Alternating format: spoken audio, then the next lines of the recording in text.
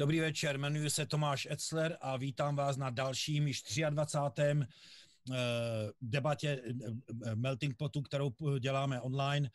Tato debata bude v angličtině, takže já přecházím do angličtiny. Good evening, I'm welcoming everybody to this 23rd debate of Melting Pot online. This is our second debate in English, and I'm extremely pleased and I'm very excited to welcome to our debate Jim Clancy, veteran journalist who's been covering major stories in last 30-40 years all around the world, and we'll be discussing the situation in the United States. Good afternoon, Jim. How are you? Well, we're all doing well here. Of course, we're self-isolating like so many other people, even as, you know, the country begins to reopen. I think a lot of people are still being very cautious, keeping an eye on the numbers, which, as you know, with the coronavirus, we're seeing a resurgence in a number of states that have reopened, and people are just stepping back, trying to look at the numbers and make decisions about what to do in all of their own lives, because we're not getting the leadership from the top. We're just not getting it. Jim, I just want to tell our viewers that you are in Atlanta right now. The name of this debate today is America Burning, and America just went through quite 2 difficult weeks, I guess. You know, there were huge racial and social unrest from coast to coast in every almost major big American city. Big violence, big unrest. What is the situation now? Did it calm down a little bit in American cities? It has, in fact, Tomáš, it has calmed down a bit. And I would say that it's burning with the questions about racism, the fundamental questions about policing, about the brutality that is involved. I think it's also burning with questions about what do we do? We've seen the protests, and they came out, they were largely, overwhelmingly peaceful. Yes, there was some looting. Yes, there was some violence, particularly in the early going, particularly some individuals, some elements took advantage of it to break windows and to loot. There's all kinds of theories about who might have been behind that. Doesn't appear to be as organized as some people would like us to believe. But the fact is that it happened. It was an explosion, and it was a sea change in attitudes of Americans. I think what we saw on our television screens was not just, you know, raucous protest, but we also saw the reaction of the police, or the overreaction of the police for ourselves. We also saw, I think, what is a change in American values. The number of young white people that were coming out, the number of people who are now supporting Black Lives Matter has increased dramatically, with people openly saying it is time that we rethink the way that we do policing in our communities, that we rethink the relations, not only political, but economic as well, with Black Americans, so that they really have a chance here. You know, the United States has been talking about race relations. It's been trying to deal with this for hundreds, literally hundreds of years, and it still doesn't have it right. Still doesn't have it right. And the big question now is what will happen? What change will we actually see? And Tomáš, that's where we stand today.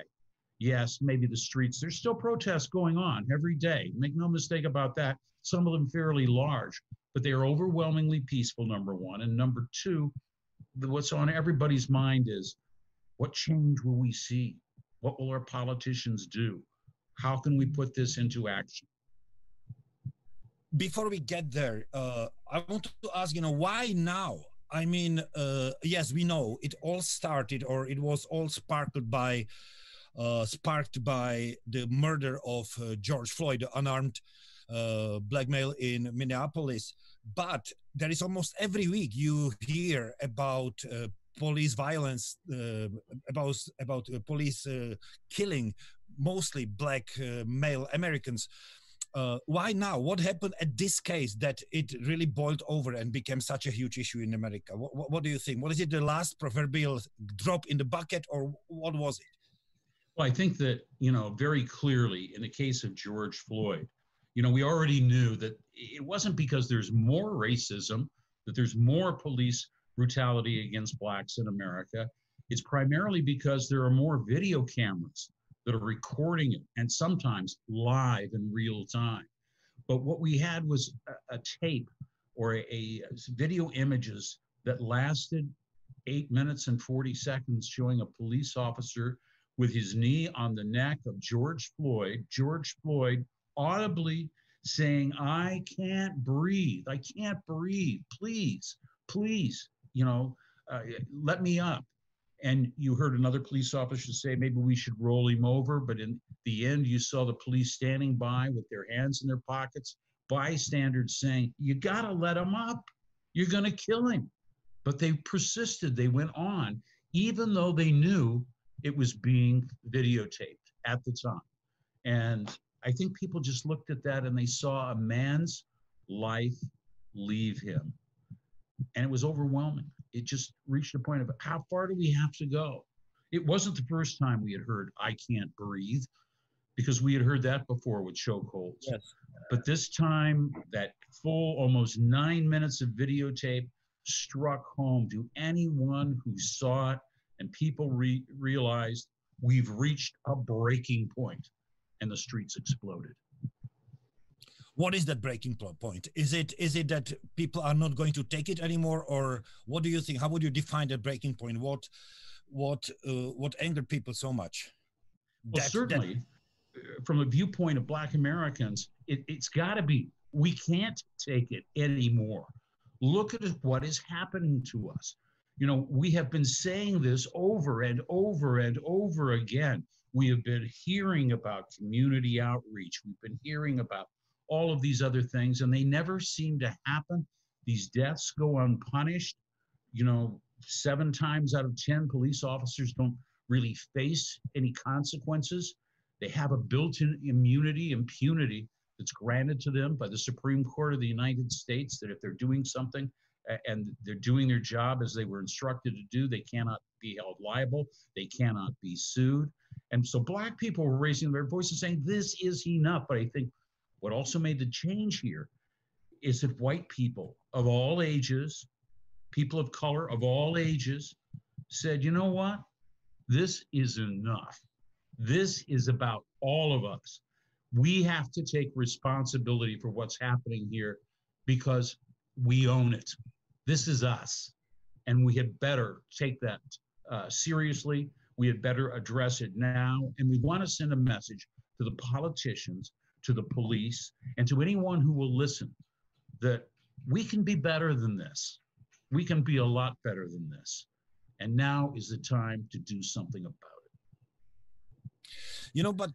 But we've seen this before. I mean, I remember I was in the United States. It was my second year there when there was this huge racial riots because of the beating of Rodney King I believe in 1992.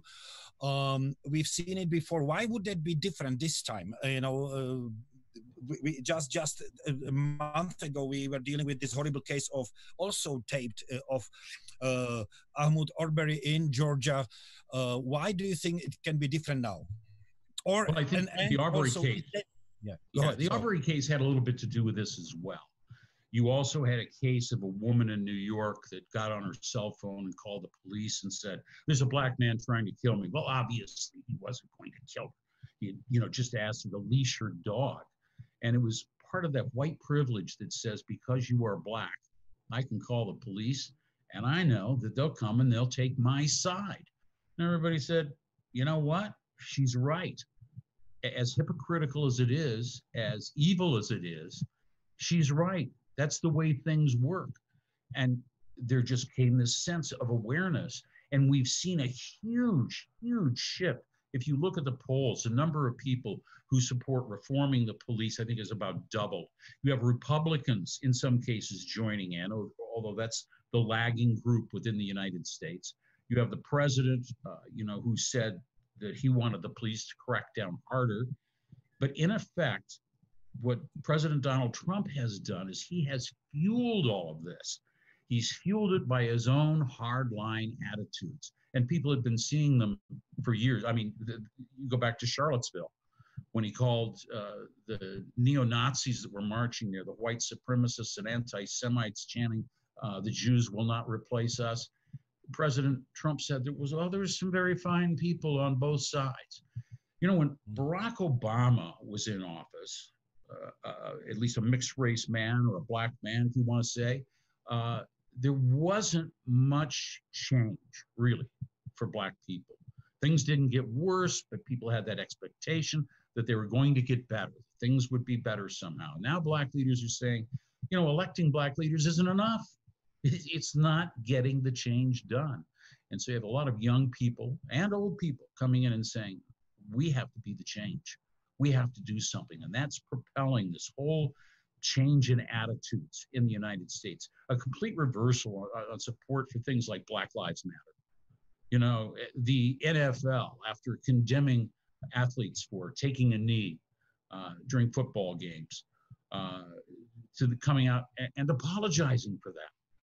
And you've got all of the different actions that have been taken by President Trump throughout his 3 years that have divided the American people. And the American people are growing tired of this division. They're weary of this division, and they're weary of seeing the same images on their screen, and they're more understanding than they have been, I think, at any time in history of what black people in this country are going through and how not only unnecessary, but immoral it is. So it's challenging us to our very souls. So do you think that this time, some 52 years after the murder of Martin Luther King Jr., that this can finally, the American society is ripe for some real changes, for some real change of attitudes? And is it even possible under the leadership of, or under the presidency of Donald Trump? I don't know about under the presidency of Donald Trump. You know, we've had a re-examination of a number of things. People talk about, you know, the number of 10 or so American military bases inside this country, training bases, Fort Hood, Fort Bragg, all of these things. And they say, you know, we have to name them not after Confederate generals, but after actual Americans, people who fought for the United States rather than against it.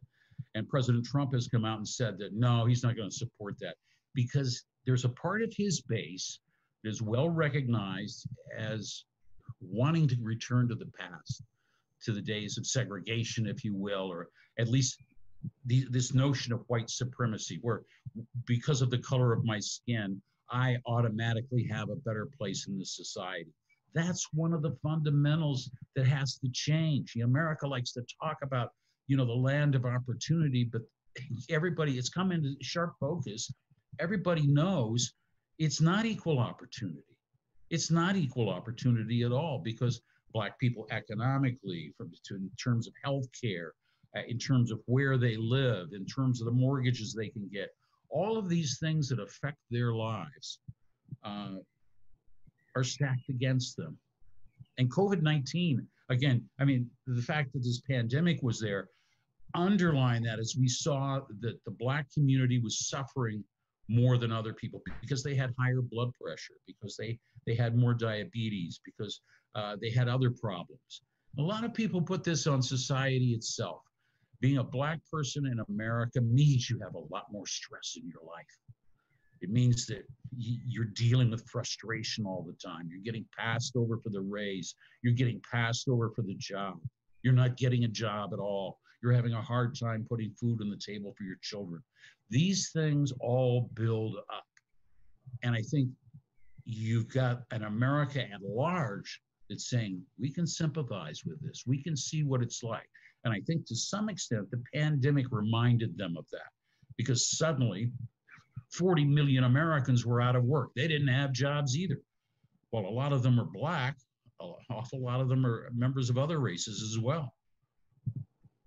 You know, we are talking about very serious issues, but I feel some sort of underlying optimism in your and hope in your voice. So I'm going back to that question. Do you think that the things may actually move forward in the United States when it comes to this, I mean, racial injustice, you know? Well, you know, let me be honest with you. I want to be optimistic. I certainly do. There are some reasons to be optimistic. At the same time, I have, as you noted, I've seen this happen before. You know, I remember the riots after Martin Luther King's assassination. I remember the deep despair in this country after other events. And we promised it was going to get better. We swore it was going to get better. We passed laws to ensure it would get better. And you know what? It didn't get all that much better. It improved marginally here and there. But some of these fundamentals did not change. And those fundamentals come down to economics. They come down to opportunities. They come down to accepting our fellow Americans and giving them a full measure of the American dream, of this chance, this opportunity. Now, as hopeful as I am, Tomas, I also, one of the people that I have to say, wait and see, because I can already see that the legislators, they're prepared to proclaim things. That doesn't mean things change on the ground. People are talking about, let's just abolish the police or cancel the police departments and then rebuild them from scratch. Don't ask the police to do things that they're not equipped to do, that they're not trained to do. Why should they be doing domestic disputes? Why should they be really involved in this war on drugs? Questioning how we've militarized our police to go to war against who? Well, the American people. And people are beginning to question, why are people being trained in this? Is it enough to just say there won't be any chokeholds? Of course not. That's not gonna change anything. It's a good step. It's a necessary step. But at the same time, don't expect a fundamental change in all these things we've been talking about that really rule over people's lives. Don't expect all of that to change unless there's a fundamental change in the economics of the situation and the opportunities of the situation. So I have to wait and see. It may be that, we're having all these meetings right now, the politicians are talking, and we'll see what comes of it. Nobody has much faith in President Trump for pushing all of this forward. And Joe Biden seems to be going about it very cautiously. Maybe that's good. But at the same time, people are also feeling that unless there's something really bold that happens here, really bold, we're not going to make any progress at all. I was surprised. I was living in the United States for 14 years and I still travel there, and I have seen a lot, but I was surprised by the aggression of the police. I was surprised not just by the aggression towards the demonstrators and people in the streets, but towards the press. There's so much video there. Police in United States deliberately attacking members of the press, which are the scenes which we usually see in China or other totalitarian countries. Again, I'm sure that there were police aggression like that before, and it wasn't just that weren't that so many smartphones around to film that, but I still think that police has become much more aggressive than it used to be in the United States. Do you think so? No, that's not actually true. I think across the board they become more militarized, but I think at the same time, if you look at the 1960s and the racial demonstrations there that were completely peaceful, and then suddenly the dogs were set upon demonstrators, individual blacks were attacked by mobs and beaten, people who went to the lunch counter, people who wanted to get to the front of the bus, people who wanted to use the restroom, they all had to be confined to colored only. And there were some pretty nasty things going along them at that time, especially in the Deep South. Now we see a more uniform situation all across the country. And this has probably come about after the Vietnam War, or even during the Vietnam War, where we've seen the police become much more militarized in the way that they address things. Everybody seems to have a SWAT team, and they want to be on that SWAT team.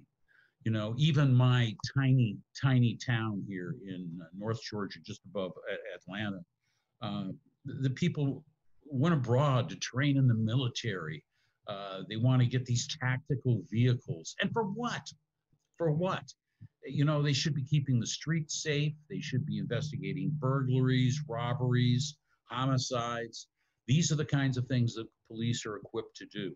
You know, the whole war on drugs turned things around where people just got, you know, more and more ingrained in this aggressiveness of the police to go after things. And of course, the war on drugs, you know, has been lost many times over.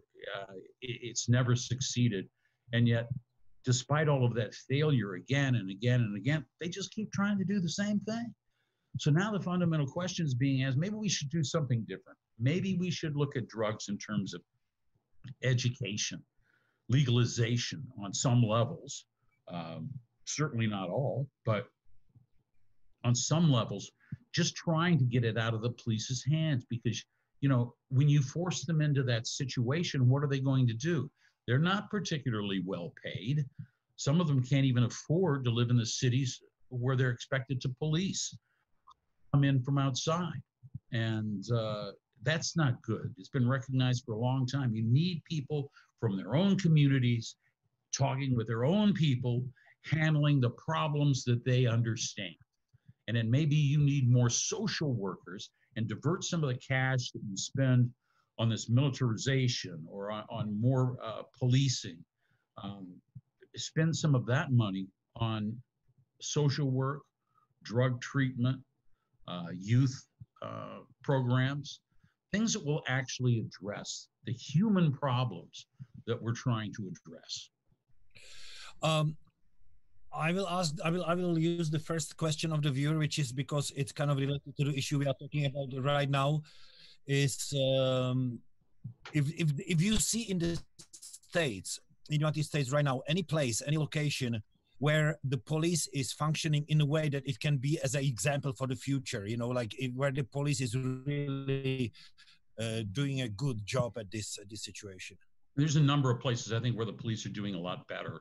I don't know that I can cite any, you know, I'm trying to think right now, because I've read some stories recently about how, you know, they're trying different things. Seattle is trying to have a no police zone, and that's being widely attacked by some of the people on the right. We're looking at this as you're just, you know, enabling lawlessness, and you're leaving the citizens to fend for themselves. We've had some scandalous cases, certainly. But I'm trying to think of a place where, you know, the police are handling things better. And, you know, there's a lot of small town America where the police are able to do it because they know everybody. You know, I think of some of the police departments that I've covered, be it New York PD or San Francisco Police Department, Oakland Police Department. Those departments have big cities and big problems. And I'm not sure that they've been able to address everything, but I know they've tried. New York City took a lot of heat for the way that they handled protesters, and they should have. You know, as we look across America, we try to find solutions. There's going to have to be some experiments where we see, all right, what is going to work? But it's necessary to understand that every town, every city is different, and it's going to have come up with its own solutions. Now, is there a way that we can help them to do that? Is there some kind of a formula where we can help them do that? If there is, I haven't seen it yet. But a lot of people are talking about it. People are saying that it's obviously they haven't been trained enough. Well, those are the trainers. They make some money out of it. You know, everybody, when we have a situation like this, they often think, I have the solution. You know, my psychological approach will work. A lot of these will have to be tried. But I don't think there's any place in the United States right now that has the solution fully developed that can say that we've got the model police department. It may be out there, and I don't know about it, but I couldn't name that for you. How do you think the Trump administration handled the whole situation? You know, these last 2-3 weeks of racial and social unrest in the United States. Well, rather than my own opinion, look at the opinion of the American voters. His poll numbers are down like they dropped more sharply than ever before. They were dropping because of the response to coronavirus. Well, now he's abandoned coronavirus. He's just ignoring it. No longer do we hear from, you know, the White House team on a regular basis. And then he became involved with the demonstrations. that famous phone call with the governors in which he told them they had to dominate the streets. They had to dominate it. And if they really did that, then this problem would go away forever. Obviously, that wasn't true. I think the poll numbers speak to the sense that the American people have that he is not up to the task of handling crises, whether it's coronavirus or Black Lives Matter. Well, that leads to another question is, how do you think this is going to affect this the November elections, which are coming up in what, 5 months? 5 months is a long time. And, you know, right now, as I said, if you look at the numbers right now, you've got Biden leading Trump by double digits, which, you know, may cheer the Biden camp, but you can't expect the numbers to stay the same for 5 months. The question is what comes next. I think that the coronavirus crisis, as we have seen in the last 24 hours, is not done yet. It's being fully ignored. It's being fully ignored by the Trump administration, but it's not done yet. And the failure to deal with police violence, it's not enough anymore just to come out and say the police can do no wrong. I support the police. I am Mr. Law and Order. That doesn't work.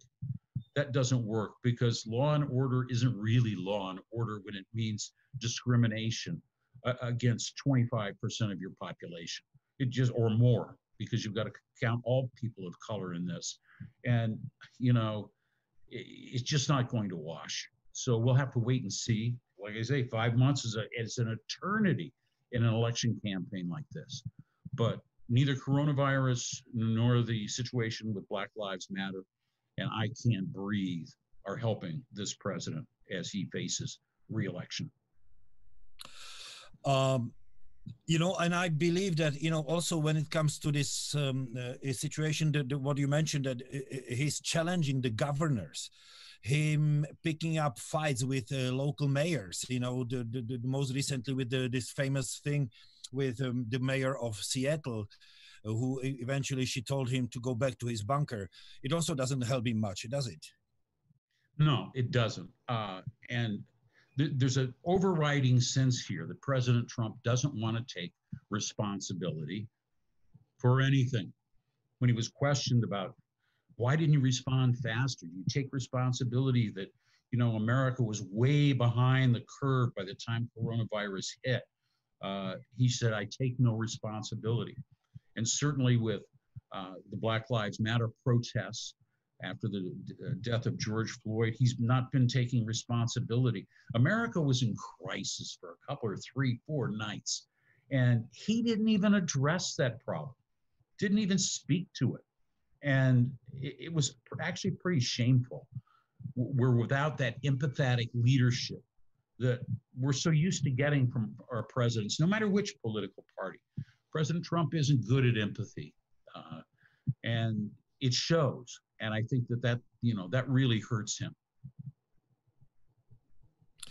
Black Lives Matters. I've got another question regarding this movement or this protests. I'm sure you noticed it spread to the world. I mean, there were Black Lives Matters protests in Prague. Why do you think it has such a global appeal? That it spread from, you know, it was in Australia, it was in, as I said, Europe, you know, why people are protesting against or sympathizing with this? Well, globally? I think the reason is racism. I think that every society has a privileged class and they have an underclass. And every society employs a police force that will more readily use violence against that underclass.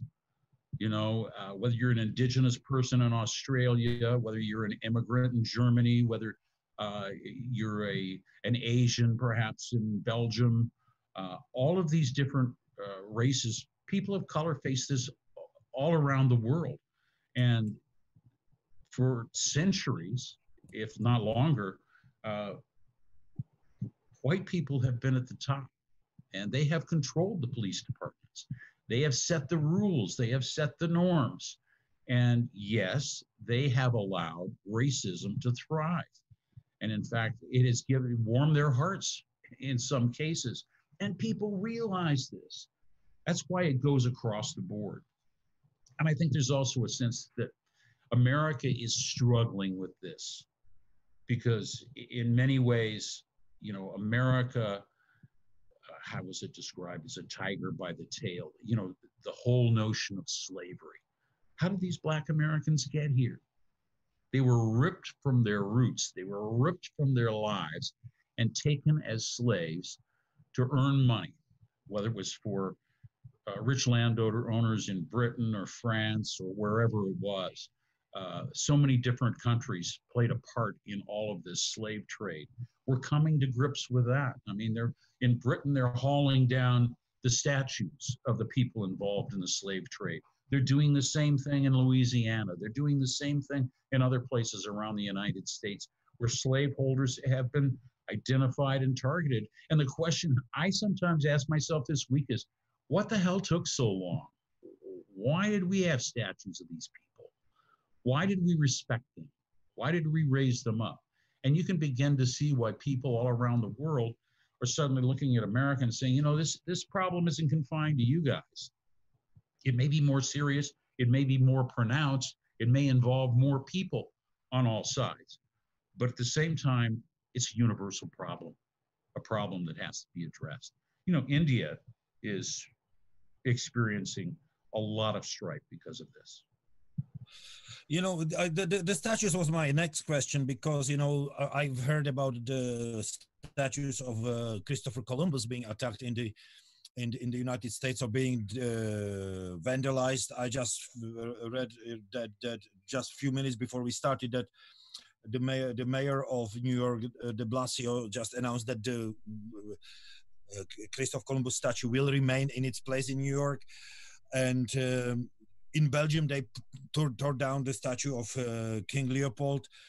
I mean, we cannot completely rejudge history like this. Don't you think so? Because if you look, you know, I can speak about the Czech Republic, you know, like we had a lot of anti-Semitic leaders, you know, great kings in the past.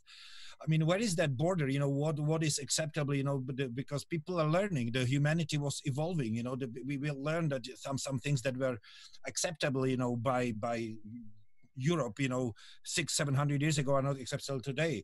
So where is that line? You know, like how do we decide today? I mean, what was right, what was not right at the time it was happening? Well, you know what? This is all coming down, Tomáš, to it's a matter of the heart, isn't it? Mm. When we look at our history, how do we judge the people that made our history? We have to judge them by how they treated other people. And I think there's a willingness to do that here. The terrible images of George Floyda in his last minutes of life remind everybody that all human life is precious. Everybody has a mother, and everybody calls out to that mother in their times of need, especially when they feel that they're close to death. That's our shared humanity. You know, that's what binds us together. That's what's so much more important than what separates us, what divides us. And what we really need is that moment where we can make the transition from, you know, caring about ourselves and our history and our pride and start caring about our fellow man and ensuring that their humanity is respected and cherished. Let's go back to what you were mentioning in the beginning. You know, like you were several times you posed the question, what comes next? You know, this is going to be extremely important. So how does it look like? What do you think might happen in the United States? What can the states, you know, and the people learn from what happened, you know, to George Floyda and what followed after his death, the unrest? What do you think? Here's what I think is happening right now. There are many people in the United States that think that there must be a nationwide standard that's applied. If you're really going to do anything that's going to make a change, you're going to have a nationwide standard. And that's probably going to be based somewhere on civil rights law that says that every citizen is guaranteed this. And what they're trying to put in that now are things like the ban on chokeholds, you know, those things that can threaten someone's life just in the process of a normal arrest. They're going to have to look at non-lethal ways to resolve problems. They're talking about eliminating the no-knock warrant, which is going to be a huge amount of debate over. The question is, can you get those on a national level? What can you get on a national level that applies to every single police department in the United States of America? They've got to obey those laws. That's going to be the primary fight. In the meantime, you're going to see a lot of municipalities, some cities, and they completely try to reorganize their police departments to deal with this crisis. Now, Minneapolis says it's going to defund the police.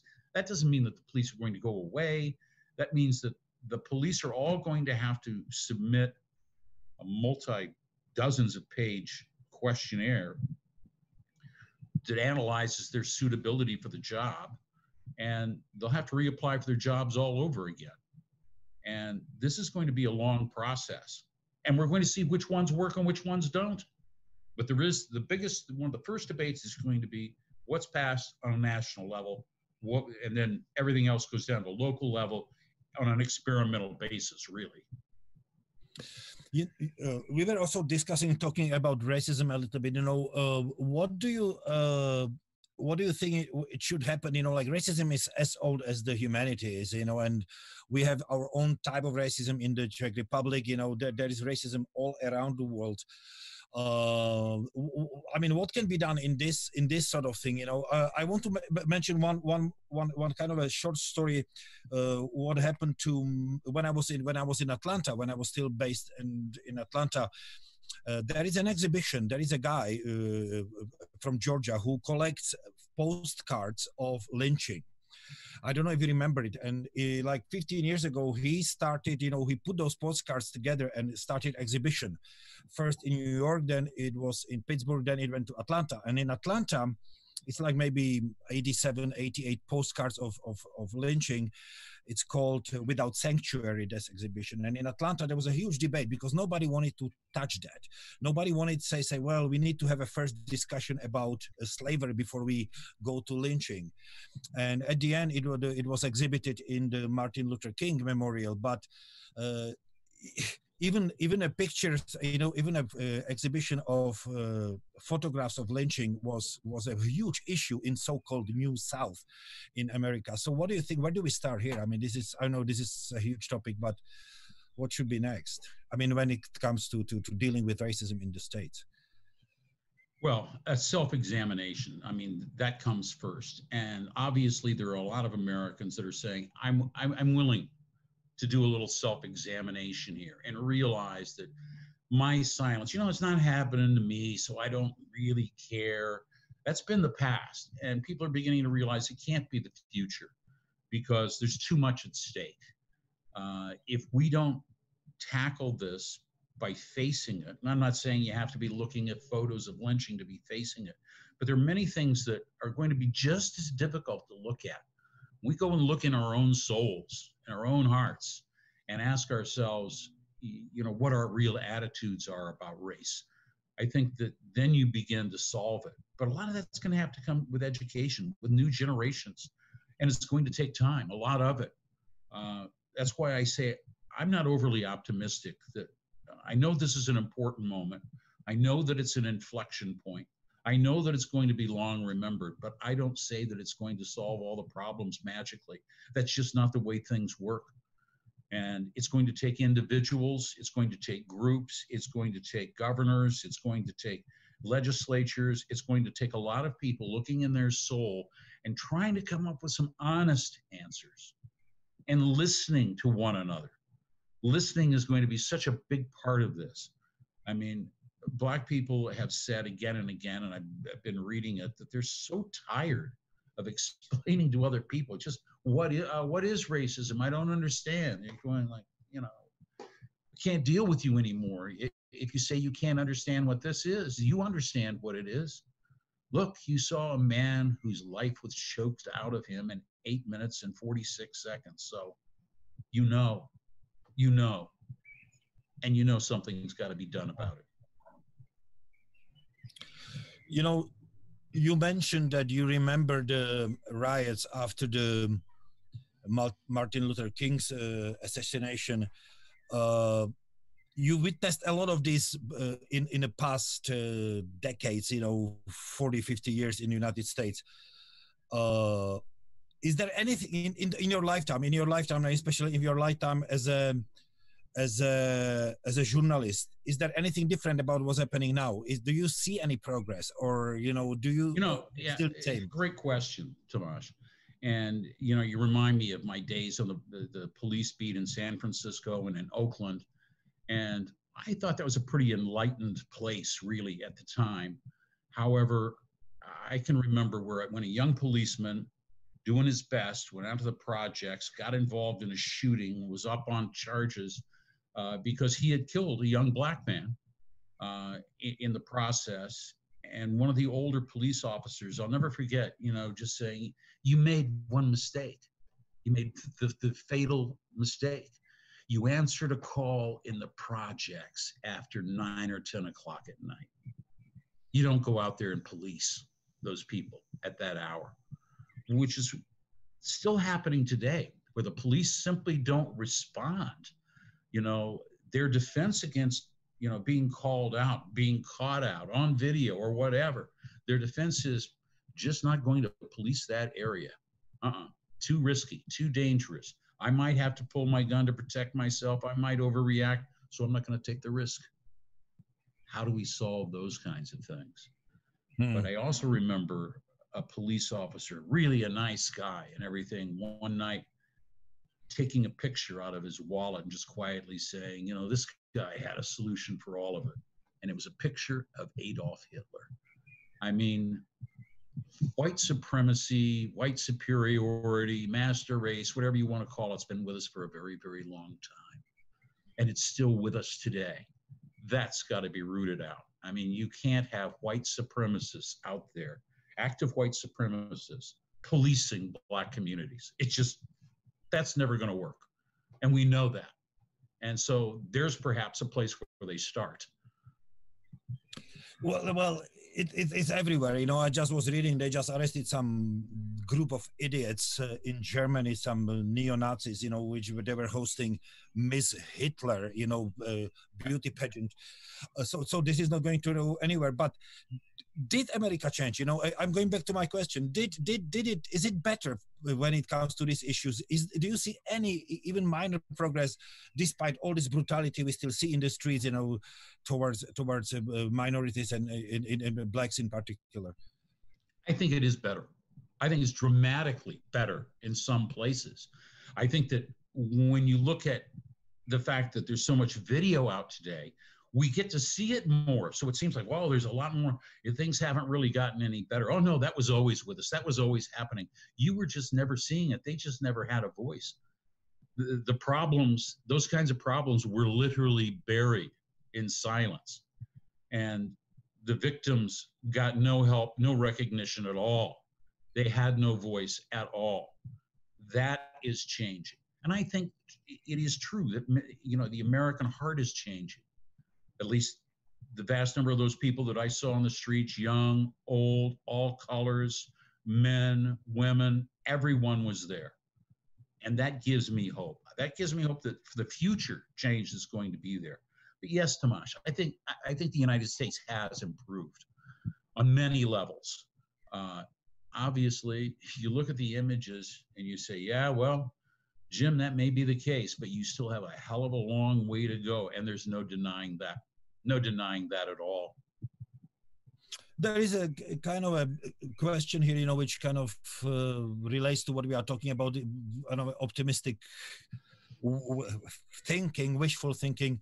If you think that the current protests can somehow overreach from the United States, and can they even maybe improve the global thinking about the refugees, when we are looking at a little bit different perspective, that how they are being treated, that it can overreach for some more positive thinking of the refugees in Europe or in the United States? Well, certainly. I mean, first, we have to consider, you know, what are our thoughts? Where is our heart on our fellow countrymen?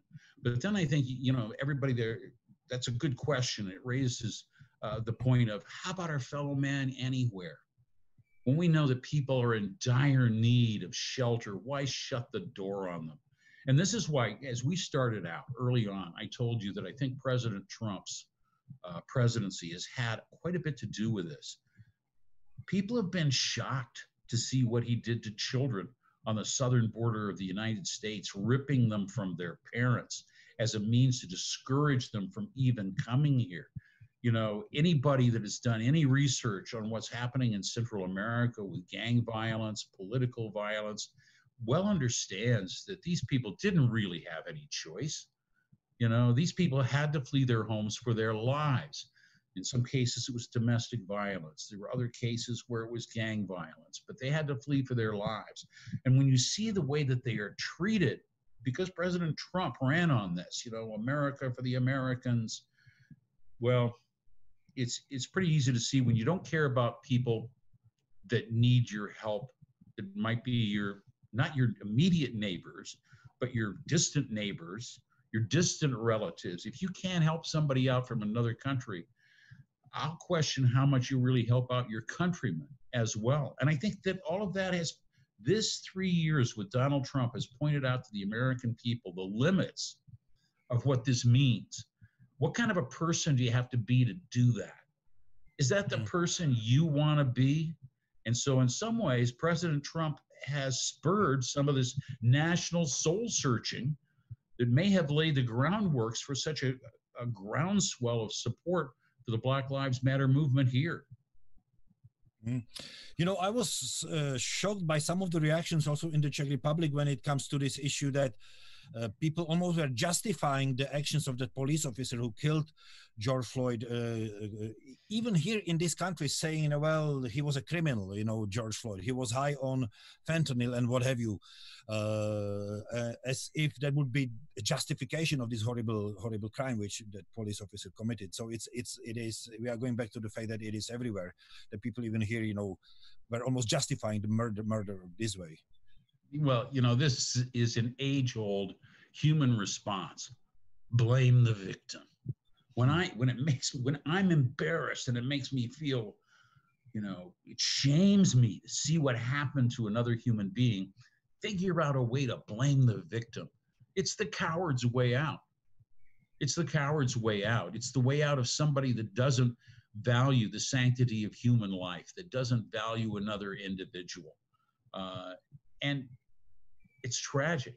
It's very sad. And if that's who you are, you're the one that needs to look at yourself, because blaming the victim is no excuse.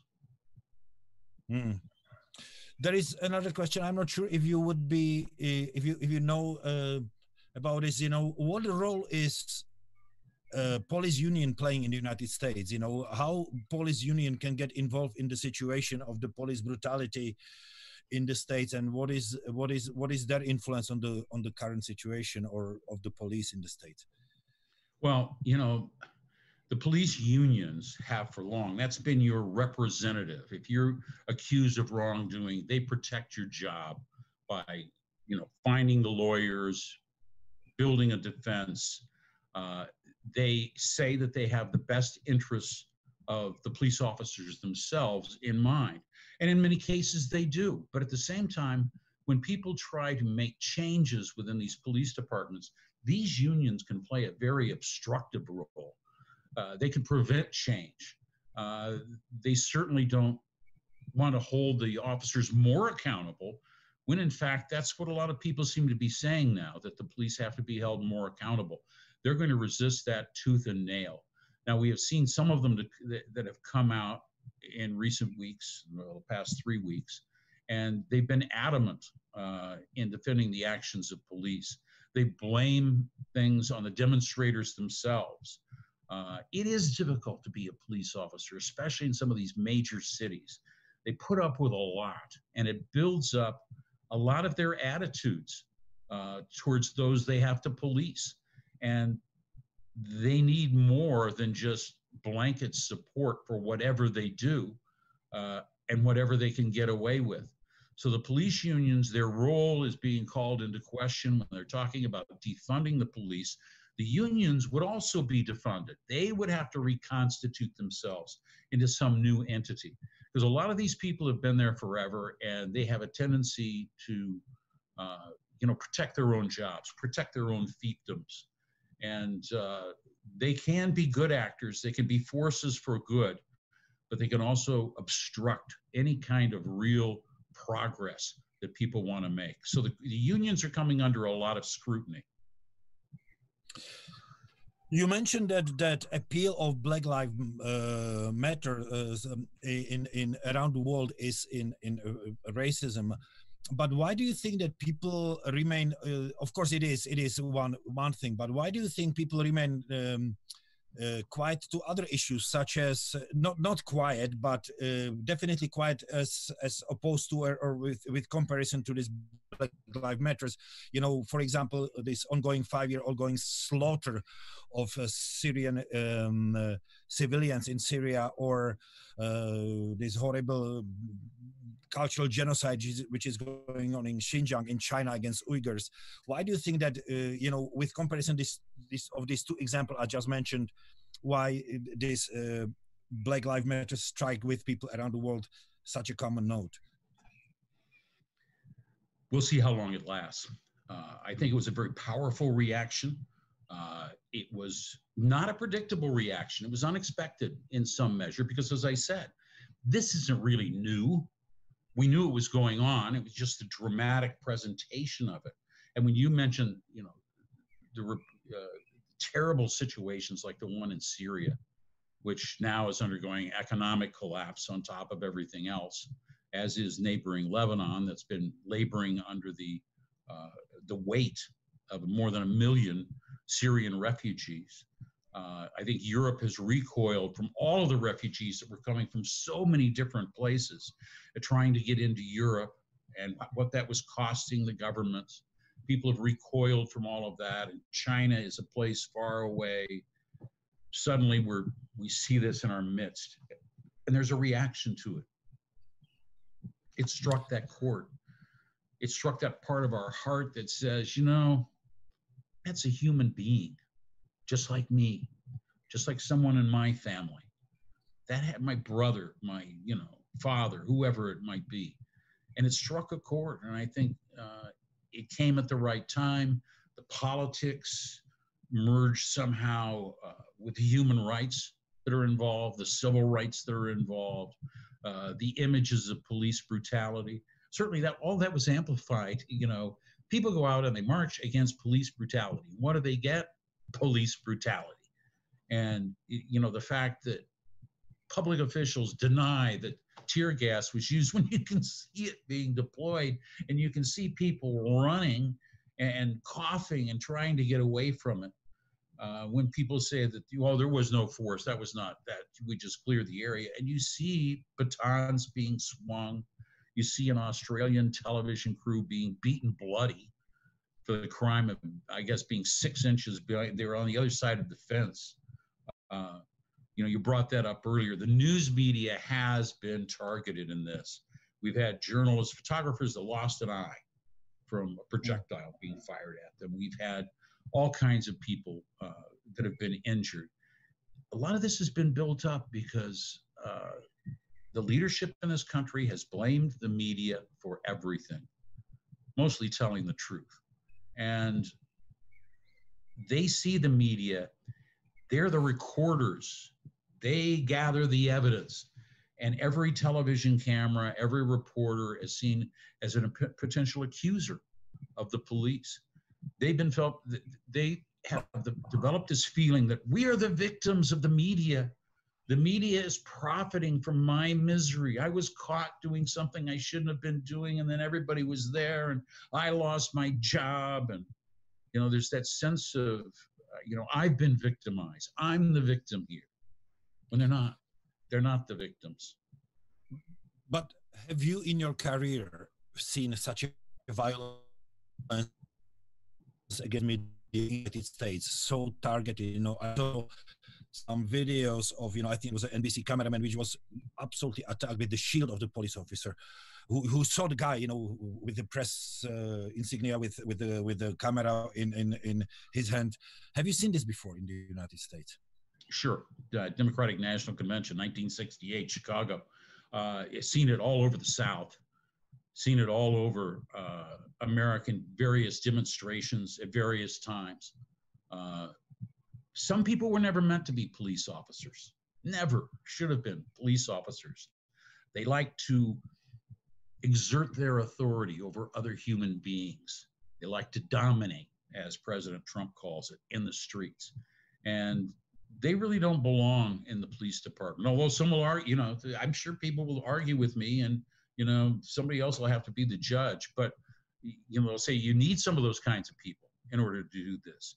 Yeah, but not working out in the community. Have I seen it before, though? I mean, short answer, Tomas, yes.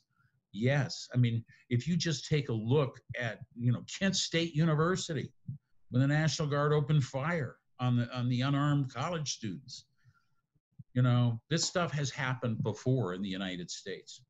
And it raised a lot of voices, but I think we still have that problem with our policing.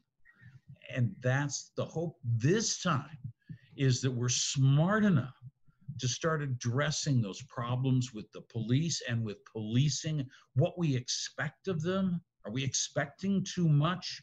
Are we not training them enough? Are we not screening them adequately enough? Are we paying them enough? All of these questions have to be asked. All of these solutions have to be explored. It's a lot of work to do. But the future of not only race relations, but the future really of the United States of America. And as you said, Tomas, right around the world, other countries can learn from our mistakes. But part of life is, you make a mistake, you get up, you try again. If you make a mistake again, pick yourself up and keep moving. There is another question related to the police here. How do you see the ratio between what happened in the United States right now? It's how much of it is racism as compared to how much of it is a police violence? Because this guy, I don't know, he's quoting some sort of facts that there is also a lot of white people, unarmed white people, killed by the police in the United States every year. The ratio here is 17 blacks to 12 white. So what is the ratio, what do you think, between the racism and the police brutality? Well, a lot of it is, you have to know every single situation.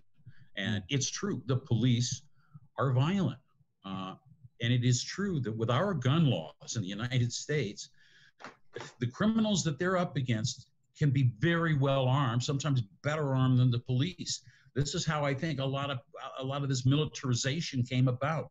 It's because of the criminals also militarized themselves. They also got automatic weapons. And a lot of the police actions, it was a response to what they were having to face in the streets. And so, not in the streets necessarily, but among organized crime, the whole war on drugs has warped things to a great degree. There's so much money involved, so much money. And people are willing to fight and die for it. Gangs, cartels, all of these things combine into a toxic mix. Jim, last question. Maybe I'm naive. When I was living in the United States, and as I said, I still travel there occasionally and want to return one day. I thought that this is kind of this worst thing behind us, when it comes to racial violence and racial issues and stuff like that. Do you think we will be talking about the same issues again in 20, 30 years, or will the situation improve? Not necessarily just because of what happened in the United States right now, but will we grow from this? Well, first of all, I hope you do get back to the United States, Tomas. It'd be wonderful to see you. And to answer your question, in some form, I think we'll be talking about it. But hopefully, just as we got a voting Voting Rights Act, just as we've got the Civil Rights Act. I think we're moving beyond it. If we have the conversation again in 20 or 30 years, probably won't be me that's involved in it, but at the same time, Tomáš, you know, it'll be a different conversation. It may be a different problem. I think overcoming some of the financial, economic issues that are involved here are going to take a generation, very easily take a generation, if not more. I think that the policing issues have got to be addressed more urgently. I think the protection that, you know, I often think, you know, I know Black women and they live in fear for their sons' lives. You know, they have teenage sons and they're not sure they're going to come home tonight, you know? And I see it in their faces. I know them well. And I feel for them because what the hell kind of a way is that for a parent to live where you fear that your son or daughter is going to be killed for simply, maybe they do something foolish. Maybe they don't do anything at all. It's happened. And they just feel like they've got a target painted on their back because of racism and nothing else, because of racism and the excessive use of force. So those are the things that we have to address. And I think excessive use of force can be better managed than a lot of these other problems that we've been talking about for the past hour. So let's start there, perhaps. Let's start there and let's see where it leads us. And I think all of us have to have a conversation with ourselves, look inside ourselves. How are we going to contribute to the solution of all of this? What can we do? What's our part? And only you can answer that. And I hope it's an answer that takes us all forward, helps carry all of us into a better future. Tomáš, been great to be with you. Jim, thank you very much. It was a pleasure as always, and I'm looking forward to talk to you about hopefully some more less heavy topics in the future. Thank you very much, Jim. Have a good afternoon. Thank you. And I thank you all our viewers.